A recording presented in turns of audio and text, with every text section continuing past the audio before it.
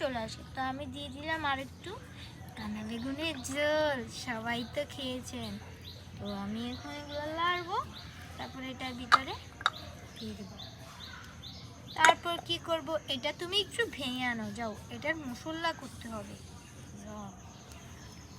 তা আমি এখন এটা বাঁধবো, ইট দিয়ে বাঁধবো।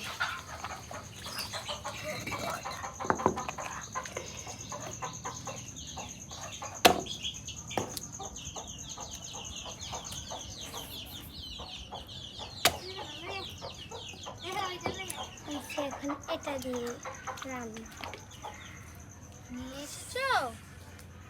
হ্যাঁ, এগুলা তো নষ্ট হয়ে গিয়েছে মনে হচ্ছে। দিয়ে দিই একটু।